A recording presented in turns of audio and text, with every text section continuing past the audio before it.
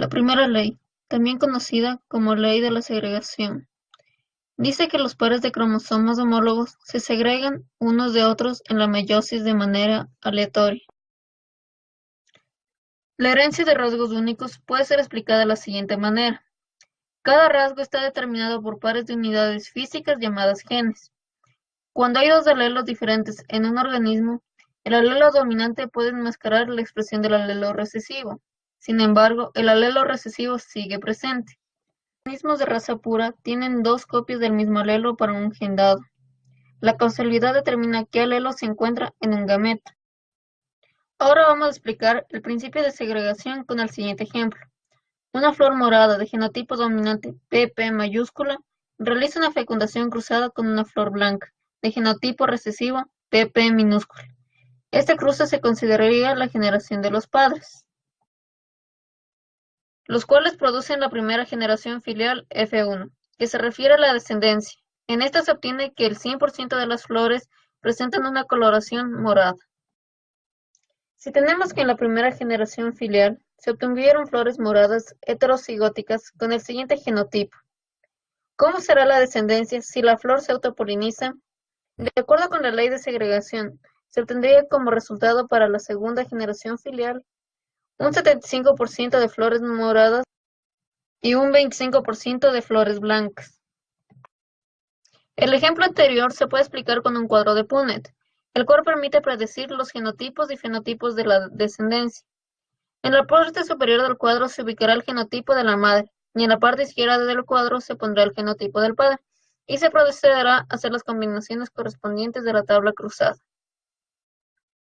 Con esto se obtiene que la distribución de la segunda generación filial indica que 3/4 de la descendencia va a presentar una coloración morada, y 1/4 va a ser blanca.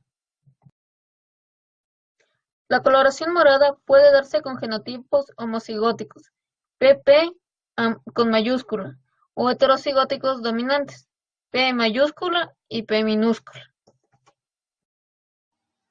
Segunda ley de Mendel, principio de la transmisión independiente.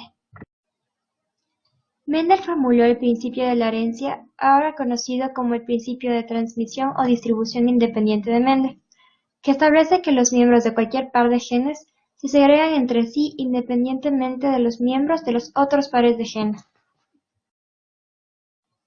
Este mecanismo ocurre de manera regular, para garantizar que cada gameto contenga un alelo para cada locus, pero los alelos de diferentes loci se transmiten aleatoriamente con respecto a los demás gametos. La transmisión independiente de esos alelos puede dar por resultado una recombinación genética, o simplemente una recombinación, el proceso de transmitir y transferir alelos a los descendientes en nuevas combinaciones que son diferentes de aquellos en los progenitores. De esta manera se demostró que las características, color y textura de los guisantes que usó Mendel eran independientes. Esta ley se cumple gracias a la coorientación de cada uno de los pares de homólogos en la metafase 1 de la meiosis. Cada par de bivalentes, cromosoma materno y paterno, se ubican arriba o debajo de la placa ecuatorial e independientemente de cómo lo hacen otros bivalentes. Esto posibilita que si consideramos a un dihíbrido como usó Mendel, tendremos dos posibles coorientaciones, que darán lugar a 4 clases de gametos en igual proporción, 1/4 de cada clase. A continuación se presentará un ejemplo sobre el principio de transmisión independiente, usando como modelo al conejillo de Indias. Cuando un conejillo de Indias negro de pelo corto se cruza con uno café de pelo largo, todos los descendientes son negros y tienen pelaje corto. Sin embargo, cuando se cruzan dos miembros de la generación F1, la razón de fenotipos cambia, y se convierte en 9-3-3-1. Así Mendel concluyó que diferentes rasgos son heredados independientemente unos de otros. No existe relación entre ellos. Por lo tanto, el patrón de herencia de un rasgo no afectará al patrón. Solo se cumplen en aquellos genes que no están ligados, es decir, que están en diferentes cromosomas, o que están en regiones muy separadas del mismo cromosoma. Tercera ley mendeliana, ley de la uniformidad o dominancia. Esta ley establece que si se cruzan dos razas puras para un determinado carácter, Los descendientes de la primera generación serán todos iguales entre sí, tanto en su fenotipo como en su genotipo, e iguales en su fenotipo a uno de los progenitores. Un ejemplo de esta ley es el experimento que Mendel desarrolló, cruzando plantas de semillas verdes con plantas que tenían semillas amarillas. La primera generación que se produjo de este cruce mostraba semillas amarillas. De esta forma se dedujo de que el color amarillo era dominante sobre. Dominancia incompleta.